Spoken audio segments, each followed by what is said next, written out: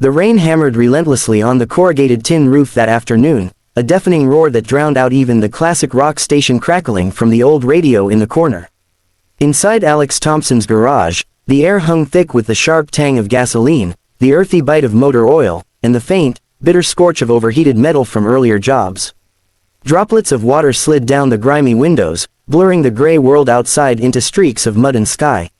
Alex's hands, perpetually stained with black crescents under his nails, moved steadily under the fluorescent lights as he wrestled with a stubborn bolt on a customer's ancient Honda. The cold seeped through his worn flannel shirt, making his fingers ache slightly, but he barely noticed. This was his world, familiar and unforgiving.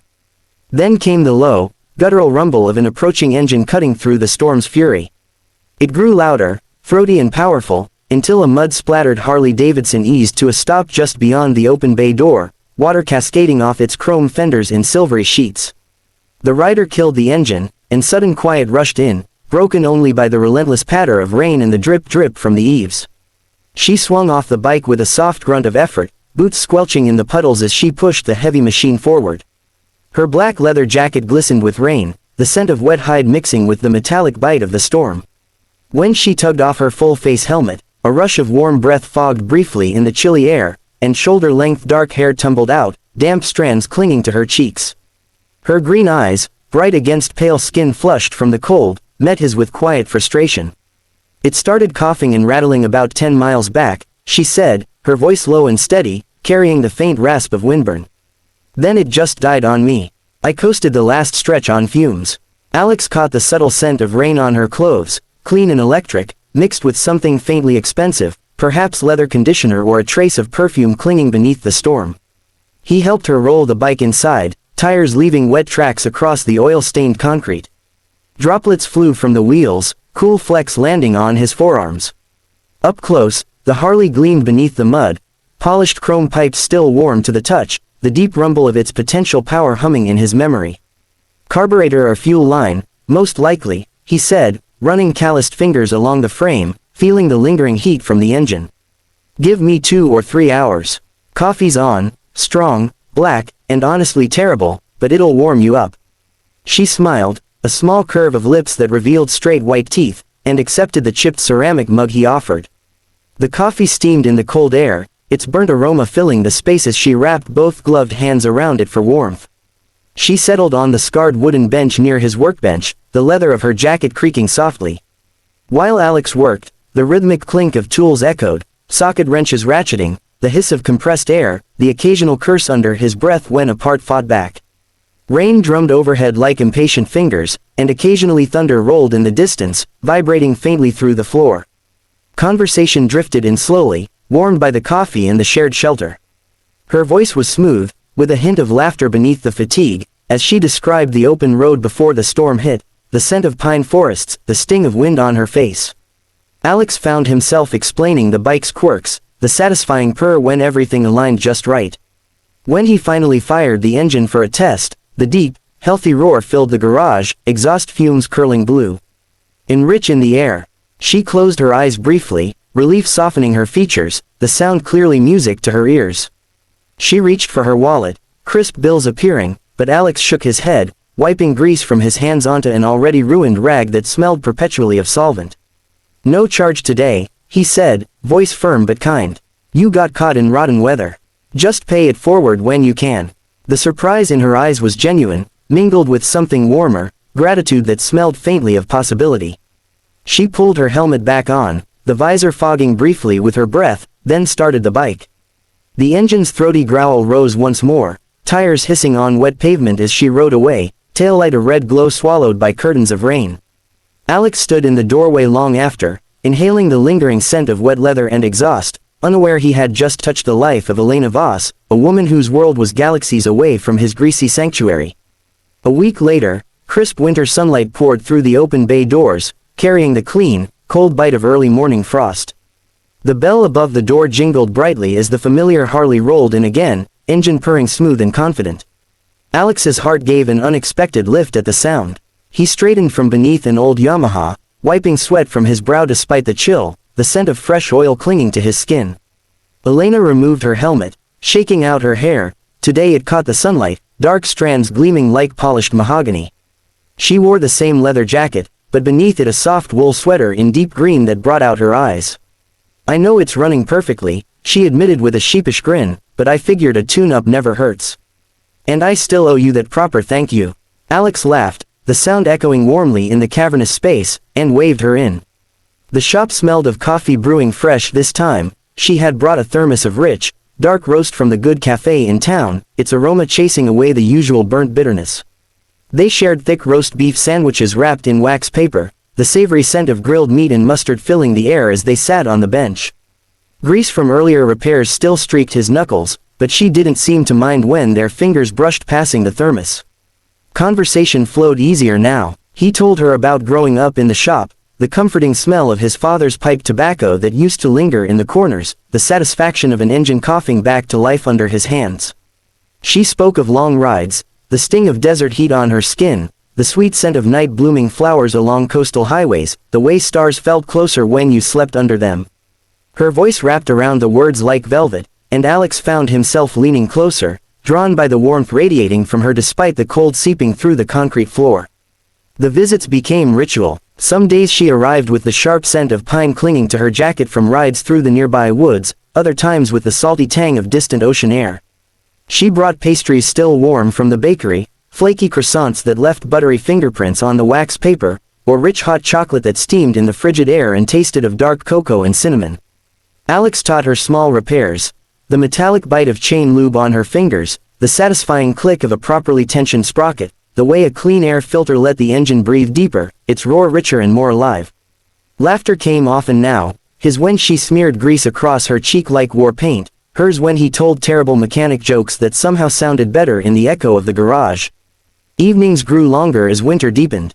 One dusk, golden light slanted through the windows, dust motes dancing in the beams, the air thick with the scent of cooling metal and fresh solvent. As she strapped on her helmet, the leather creaking softly, Elena paused. The words nearly spilled, "I'm not who you think," but she swallowed them, tasting the faint bitterness of unspoken truth. Instead she smiled, eyes soft in the fading light, and rode away with the Harley's growl fading into the crisp night air scented with wood smoke from distant chimneys.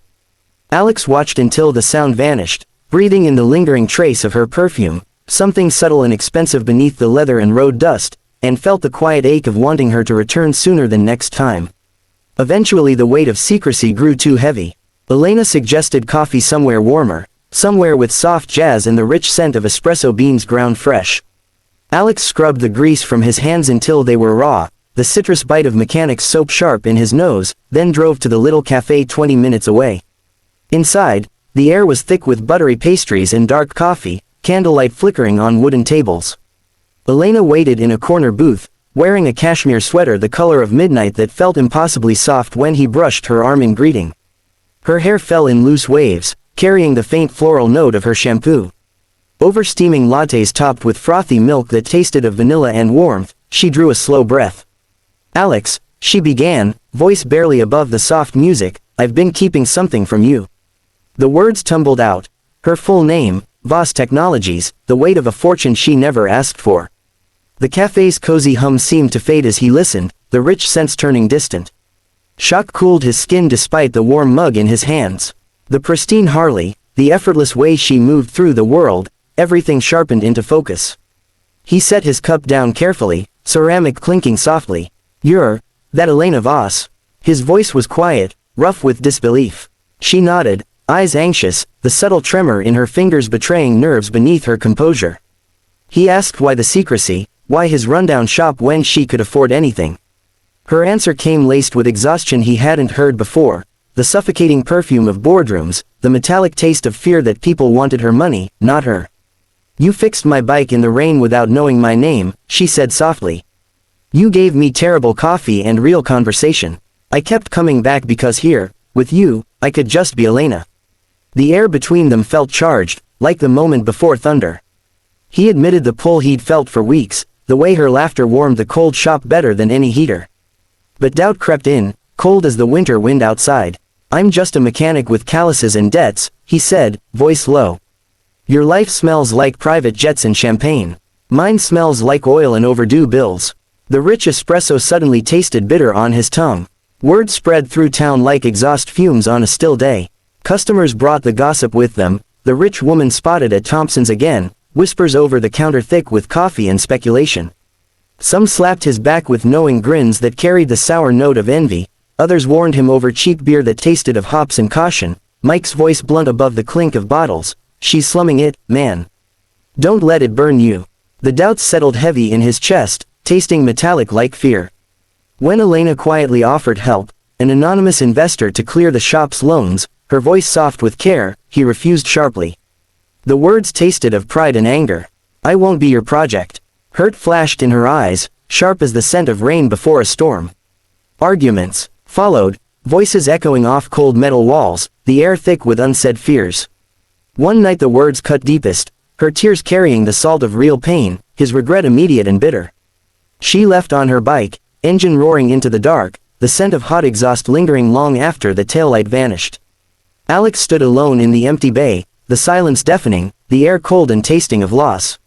In the city, Elena moved through glass towers that smelled of polished marble and power, her family's voices sharp with dismissal over gourmet meals that tasted like ash.